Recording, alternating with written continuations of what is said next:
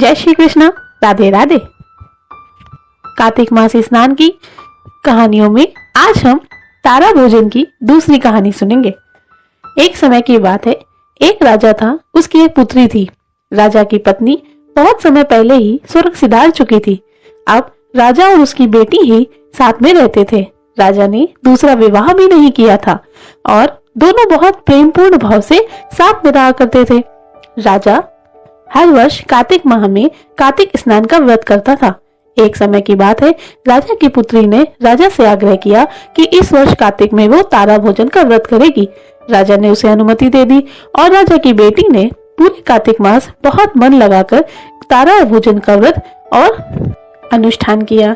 इसके बाद उसने अपने पिता से कहा कि पिताजी, हम तारा भोजन का व्रत कर रहे हैं तो हम 1,00,000 तारे दान करना चाहते हैं। आप कृपा करके उसका प्रबंध कर दीजिए। राजा ने अपनी बेटी को आश्वासन दिया और उसके बाद अपने महल में एक सुनार को बुलवाया और उससे कहा कि मेरी बेटी कार्तिक माह में तारा भोजन का व्रत कर रही है, उसके लिए तुम 9,00,000 तारे बना दो। वो इस बार 9,00,000 तारे अपने तारा भोजन व्रत में दान करेगी।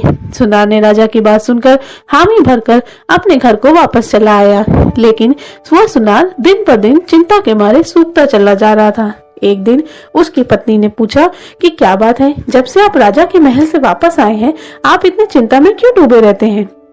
तब सुनार ने अपनी पत्नी से कहा कि राजा ने मुझे 9,00,000 तारे बनाने का आदेश दिया है और मुझे तारे बनाने नहीं आते हैं और वो राजा ठहरा। अगर मैंने उसका आदेश नहीं माना तो वो मुझे कोल्हू के बैल की तरह कोल्हू के साथ बंधवा देगा और यदि मैंने मना किया तो वो मुझे इससे भी बड़ा दंड देगा। अब मैं क्या करूं, मुझे कुछ समझ नहीं आता। तब उस सुनार की पत्नी ने कहा, आप चिंता मत करिए, स्वर्ण का गोल टुकड़ा काट लीजिए और उसकी कलियां काट दीजिए, बस तारा बन जाएगा। सुनार ने अपनी पत्नी की बात मान ली और ठीक वैसा ही किया। वो ही 9,00,000 कलियां लेकर के वो राजा के महल में गया।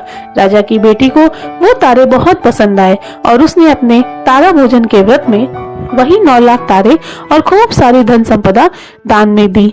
जब कोई व्यक्ति पृथ्वी पर बड़ी श्रद्धा भक्ति के साथ दान पुण्य या पूजा का काम करता है तो उसकी इस भक्ति से एक विचित्र और अद्भुत शक्ति उत्पन्न होती है। यह शक्ति राजा की बेटी के इस दान से भी उत्पन्न हुई और ये स्वर्ग में बैठे भगवान के सिंहासन को अपनी शक्ति में डुबोने लगी। तब भगवान ने अपने दूतों से कहा कि देखो, कोई मेरे लिए व्रत कर रहा है, ये किसकी भक्ति की शक्ति है। तब भगवान के दूतों ने 3 ओर देखा तो कोई न दिखा, मगर जब चौथी ओर देखा तो राजा की बेटी तारा भोजन करती हुई दिखाई दी। उसी के सम्मुख से इतनी तेज ऊर्जा निकलती हुई उन्हें दिखाई दी। दूतों ने भगवान को बताया तो भगवान ने कहा, ये लड़की तो मेरी सच्ची भक्त है, इसे मेरे पास लेकर के आओ। दूतों ने भगवान की आज्ञा मानकर वैसा ही किया। दूत भगवान का विमान लेकर के लड़की के पास पहुँचे और बोले, हमें तुम्हें ले जाने के लिए भगवान श्री हरि ने भेजा है और तुम्हारे लिए ये विमान भी भेजा है, तुम्हें वो स्वर्ग का वास प्रदान करना चाहते हैं। लड़की ने कहा कि मेरे लिए तो ये बहुत बड़े सौभाग्य की बात है, मगर मैं इस विमान में अकेले नहीं जा सकती। तब दूतों ने पूछा कि तुम अकेले क्यों नहीं जा सकती। तो उसने कहा कि भगवान ने मुझे ये अवसर तारा भोजन के इस व्रत के प्रभाव के कारण दिया है।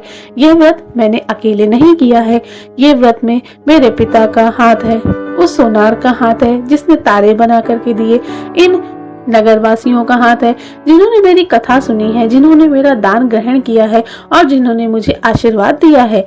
इसलिए मैं अकेले कैसे जा सकती हूँ, मेरे साथ इन सबको भी ले चलो, तभी मैं स्वर्ग जाऊंगी, वरना मैं कैसे जा सकती हूँ इन्हें छोड़कर।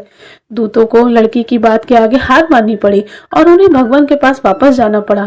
उन्होंने जाकर भगवान से आग्रह किया कि वो लड़की अकेले आने को तैयार नहीं। तब भगवान ने भी उसकी इस सच्चाई से प्रसन्न होकर एक बहुत बड़ा विमान भेजा जिसमें सारे नगरवासी, राजा, सुनार और वो लड़की सब आ सकें। तब दूतों ने लड़की से जाकर कहा कि अब हम सभी के लिए एक बहुत बड़ा विमान लेकर आए हैं, अब हमारे साथ आप सभी लोग स्वर्ग चलें। लड़की ने कहा, ठीक है, अब मैं चलने को राजी हूँ। सभी लोग विमान पर सवार होकर स्वर्ग की यात्रा की ओर चल पड़े, परंतु मार्ग में ही लड़की को अचानक ये अभिमान हो गया कि अगर मैं तारा भोजन का व्रत नहीं करती तो इतने सारे लोगों को स्वर्ग की प्राप्ति यूं ही ना होती। इस अभिमान के कारण भगवान के दूतों ने उस लड़की को बीच रास्ते में ही छोड़ दिया और बाकी सबको लेकर स्वर्ग के धाम पहुंच गए। जब भगवान ने पूछा कि इन सभी में से तारा भोजन करने वाली कन्या कहाँ है, तब दूतों ने बताया कि उसे मार्ग में अभिमान हो गया था, इसीलिए हम उसे वहां ही छोड़कर चले आए हैं। तब भगवान ने कहा कि नहीं, जाओ और उस लड़की को लेकर के आओ। उसने मुझसे क्षमा मांगी है, उसने मुझसे 7 बार क्षमा मांगी है। हे प्रभु मुझे क्षमा करो, हे प्रभु मुझे क्षमा करो, हे प्रभु मुझे क्षमा करो, हे प्रभु मुझे क्षमा करो, हे प्रभु मुझे क्षमा करो, हे प्रभु मुझे क्षमा करो, हे प्रभु मुझे क्षमा करो। इन 7 बार प्रार्थना करके उसने भगवान से अपने उस किए हुए अभिमान की क्षमा मांगी। तब भगवान ने प्रसन्न होकर उसे भी स्वर्ग का वास दिया।